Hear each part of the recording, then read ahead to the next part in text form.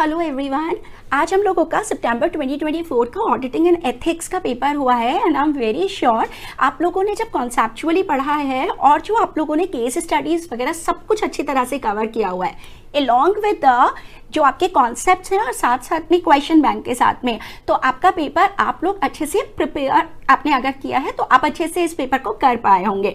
Now the thing is कि this question is full of case studies. मैं आप लोगों को इसी पर्टिकुलर वीडियो के डिस्क्रिप्शन बॉक्स के अंदर जो बुक इन क्वेश्चन बैंक का रेलेवेंट पेज नंबर है वो प्रोवाइड कर दूंगी, जहां पे एग्जैक्ट आंसर्स आपको मिल जाएंगे इनके। बट प्लीज आप लोग अभी एक बार इसको जस्ट ओवरव्यू देख जाइए कि आपको क्या क्या चीजें कैसे करनी थी, कैसे हमने इसको आइडेंटिफाई किया है। So it's a quick video. आपको डिस्क्रिप्शन बॉक्स के अंदर इसके इलस्ट्रेटिव आंसर्स और उनके पेज नंबर्स मिल जाएंगे। आपके पास जब टाइम हो तब आप इसको देख सकते हैं। एंड लिसन, देखो जो हमारा क्वेश्चन नंबर 1 आया, क्वेश्चन नंबर 1 हमारे पास में इन्होंने जो हमारा एप्लीकेशन है वो पूछा है SA 560 का। कैसे मुझे पता चली ये वाली बात? एक तो उन्होंने कहा ऑडिट रिपोर्ट साइन कर दी गई थी ऑडिट रिपोर्ट 19 अप्रैल को, और उसके बाद में कंपनी को एक बात पता चली और अब फाइनेंशियल स्टेटमेंट्स इशू नहीं किए गए हैं।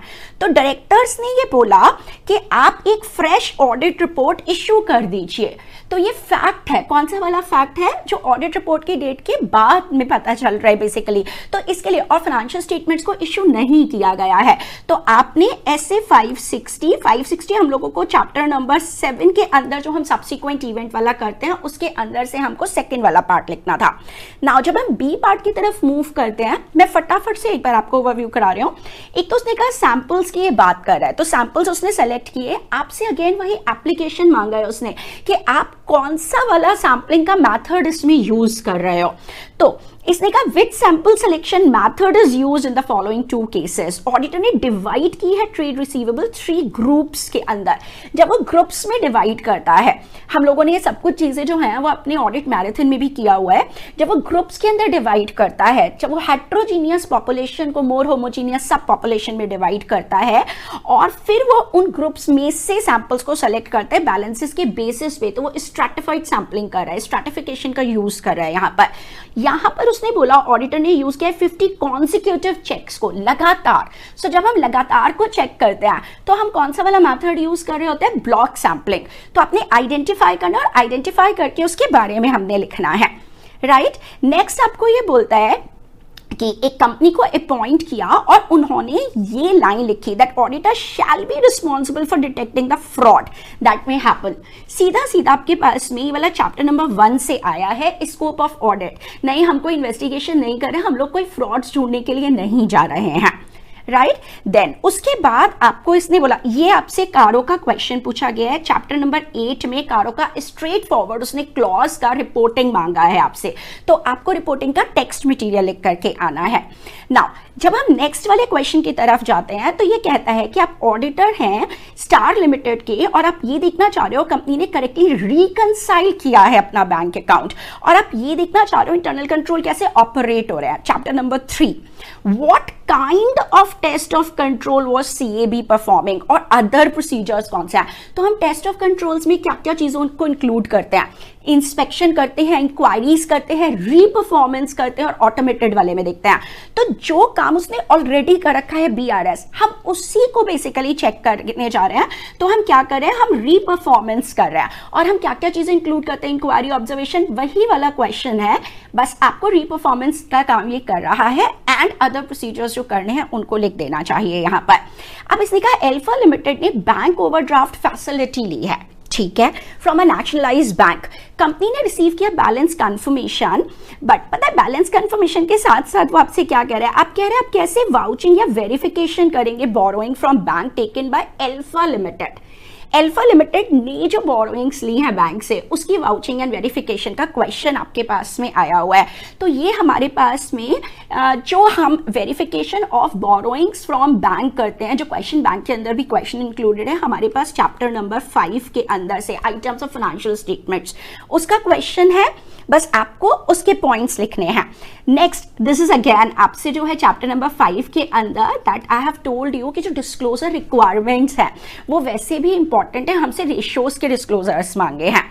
अब ये जो इंटर रिलेशनशिप है, तो इंटर रिलेशनशिप दोनों के बीच में हमने चैप्टर नंबर 2 में किया होता है, जिसके अंदर रिवीजन क्लास में भी देखो जो चीजें हमारी यूट्यूब वाले रिवीजन मैराथन पे से आई थी वो सारी आपके रिवीजन मैराथन में कवर्ड थी, राइट। बट हाँ, वहां पे आपको आइडेंटिफाई करना है, तो अगर आपके कॉन्सेप्ट्स अच्छे हैं तो आप आइडेंटिफाई करके उसके बारे में लिख पाए होंगे। तो आपने इसने क्या चीज बोली, audit strategy and audit plan. तो पहले हम स्ट्रैटेजी बनाते हैं, स्ट्रैटेजी डिटेल स्ट्रैटेजी होती है, उसके ऊपर बेस करके ऑडिट प्लान्स बनते हैं, प्लान्स डिटेल में बनते हैं, एंड साथ साथ में अगर एक में चेंज हो रहा है तो दूसरे में भी चेंज होएगा। नाउ अब देखो ये बहुत इंटरेस्टिंग क्वेश्चन आया, ठीक है। इसने कहा आप जो है एनालाइज करो different components of internal controls को। ये आज का बहुत बढ़िया एक क्वेश्चन है। कंपोनेंट्स ऑफ इंटरनल कंट्रोल्स जो हमने चैप्टर नंबर 3 में करे हुए हैं, चैप्टर नंबर 3 के अंदर हम कंपोनेंट्स करते हैं ICRAM। क्या क्या इंटरनल कंट्रोल के कंपोनेंट्स है, कंट्रोल एनवायरनमेंट हो गया, risk assessment procedures of entity हो गया, कंट्रोल एक्टिविटीज हो गया, मॉनिटरिंग हो गया, एंड एग्जैक्टली प्रोसीजर्स हो गए। सो बेसिकली ICRAM है ना, कंट्रोल एक्टिविटीज हो गया, इंफॉर्मेशन सिस्टम हो गया आपके पास में। तो देखो इसने क्या बोला, whether control in LMN limited are operating as intended and they are modified, उनको चेंज किया जा रहा है चेंज इन कंडीशन के हिसाब से। तो ये M मॉनिटरिंग का पार्ट है। जब हम देखते हैं तो मॉनिटरिंग के अंदर एग्जैक्टली हमको ये वाले जो है ये वर्ड्स लिखे हुए नजर आ जाते हैं, राइट। तो ये किसका पार्ट हो गया, ये मॉनिटरिंग का पार्ट है। एंड क्या प्रॉपर सेग्रीगेशन ऑफ ड्यूटीज है। तो ध्यान करो, जब हम सेग्रीगेशन ऑफ ड्यूटीज की बात करते हैं तो हम कंट्रोल एक्टिविटीज के अंदर बोलते हैं क्या सेग्रीगेशन है, क्या प्रॉपरली ऑथराइज कोई और कर रहा है और रिकॉर्ड कोई और कर रहा है। तो आप कंट्रोल एक्टिविटीज, तो उसने जो 5 कंपोनेंट्स हैं आपके, राइट, उनमें से पूछ लिया एंड देन उसको आपको बता देना चाहिए था ना। इसके बाद इसने कहा एक large chunk of draft inventory sheet को एक्यूमुलेट किया। ड्राफ्ट इन्वेंट्री शीट का मतलब बहुत सारी जो इन्वेंट्री शीट्स बनाई गई हैं उनको उसने एक्यूमुलेट किया and then final inventory sheet prepare की गई, ठीक है। ऑडिट असिस्टेंट ने सारे ड्राफ्ट्स रख दिए और final inventory sheet in audit file. पर बताओ ऑडिट फाइल के अंदर, ठीक है, ऑडिट फाइल के अंदर क्या क्या चीजें नहीं होती हैं। वैसे भी इंपॉर्टेंट क्वेश्चन था, राइट, बस उसने इसका केस बना करके हमसे पूछा है। तो कौन सी चीजें नहीं रखते, जो सुपरसीड हो गए हैं, जो डुप्लीकेटेड है, ड्राफ्ट्स हैं, उनको रखने की जरूरत नहीं है। लास्ट में इसने हमको व्हाट पेपर्स में not be included in the audit documentation में बोला है। So that is chapter number 6 के अंदर से ऑडिट डॉक्यूमेंटेशन में क्या क्या चीजें डॉक्यूमेंटेशन का पार्ट नहीं होती हैं। रिवीजन मैराथन के अंदर भी this was included as such, but please conceptually पढ़ोगे तो डेफिनेटली ये चीजें माइंड में आ जाएंगी आपको। अब इसके बाद देखो this is very interesting question. ये बैंक ऑडिट के चैप्टर के अंदर एग्जैक्टली ऐसा एक क्वेश्चन दिया है आपको केस स्टडी का बना करके क्वेश्चन बैंक में। देखो ड्रॉइंग पावर 22 से लेकर 25 तक है, limit avail by the company remain less than 20 crores. तो जो कंपनी ने अवेल किया है which is always with in the drawing part के अंदर अंदर रहा है इनका। नाउ अब कहते हैं the company has not deposited any amount in the cash credit, there are no other credits. तो अगर कोई क्रेडिट्स नहीं हुए तो अकाउंट कैसा हो जाता है, आउट ऑफ ऑर्डर हो जाता है। जब अकाउंट आउट ऑफ ऑर्डर हो जाता है, हमने चैप्टर 10 के अंदर इसको पढ़ा हुआ है, जब हम कैश क्रेडिट की बात करते हैं तो वहां पर उसको NPA बना लिया जाता है। अब इसको एक्सप्लेन कीजिए, और 2 क्वार्टर्स की बात कर रहा है, सो ऑब्वियसली बात है 90 डेज से वो है ही वहां पर। अब इसने आपसे सीधा सीधा ये वाला जो क्वेश्चन है स्टैटिस्टिकल सैम्पलिंग का मेथड, तो आपको स्टैटिस्टिकल सैम्पलिंग के बारे में, और वो साइंटिफिक क्यों है, पर्सनल बायस नहीं है, every item in the population has equal chance of selection. Again chapter number 4 sampling के अंदर से ये वाला क्वेश्चन है। देखो सैम्पलिंग को अच्छा खासा इन्होंने आपके पेपर के अंदर वेटेज दिया है यहाँ पर। नाउ इसके बाद यहां पर उसने कहा ये सीधा आपका क्वेश्चन है क्वेश्चन बैंक के अंदर, जो हम ह्यूमन रिसोर्सेज की बात करते हैं चैप्टर नंबर 2 में से आपको दिया गया है स्ट्रेटेजी फॉर्मुलेशन के टाइम पर। नेक्स्ट में आपको प्रॉपर्टी प्लांट एंड इक्विपमेंट में कौन कौन सी कॉस्ट शामिल होंगी हमारे पास में chapter number 5 items of financial statements में से हमसे उसका ट्रीटमेंट पूछ लिया गया है। देन नेक्स्ट वाले के अंदर वो हमसे ऑडिट रिपोर्ट में अनमॉडिफाइड ओपिनियन के अंदर क्या क्या लैंग्वेजेस हम यूज करते हैं। तो जब हमारे यहाँ पर हम एक ऐसे क्लाइंट को ऑडिट करने के लिए जाते हैं, याद करो ये भी हमने रिवीजन क्लास में भी इसको इंक्लूड करा था, तो या तो हम बोलते हैं ट्रू एंड फेयर, है ना, यहां बोलते हैं they present fairly in all material respects as per applicable FRF. और अगर क्लाइंट के ऊपर लगने वाला जो फ्रेमवर्क है वो होता है कंप्लायंस फ्रेमवर्क, तो हम कहते हैं have been prepared in all material respects as per FRF.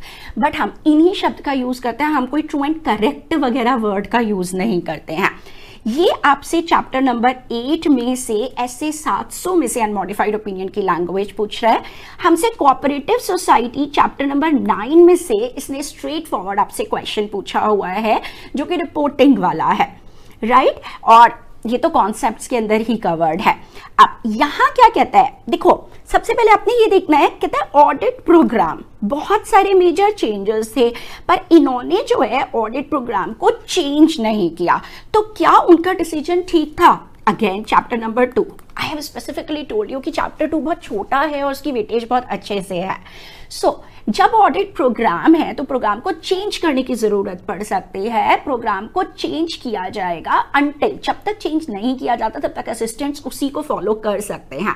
This is again in the case of जैसे क्वेश्चन आंसर्स पढ़े क्वेश्चन बैंक में, एग्जैक्टली हमने क्लास में इसको करा हुआ है। नेक्स्ट, ये एक्चुअली एक्सपर्ट वाला हमारे पास चैप्टर नंबर 4 में से आया है, जब हम SA 500 के accordingly using the work of management expert की बात करते हैं। बिकॉज किसने इसको इंगेज किया था? मैनेजमेंट ऑफ डी लिमिटेड ने एक्चुअली को इंगेज किया था, है ना। सो एक्सपर्ट इज एनी पर्सन और organisation possessing a specialized knowledge in any field other than accounting and auditing।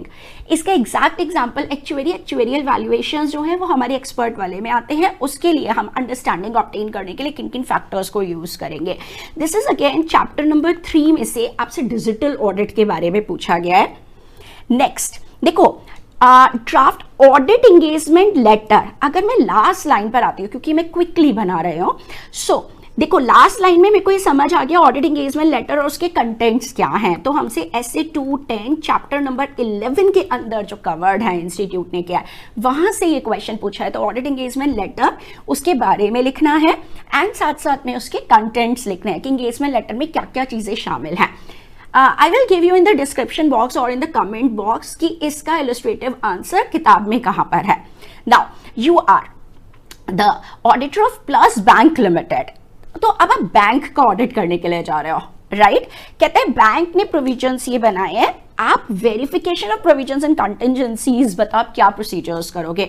तो आपके पास चैप्टर नंबर 10 बैंक ऑडिट में से ये वाला क्वेश्चन लगा है। This is kind of a straight forward types का क्वेश्चन।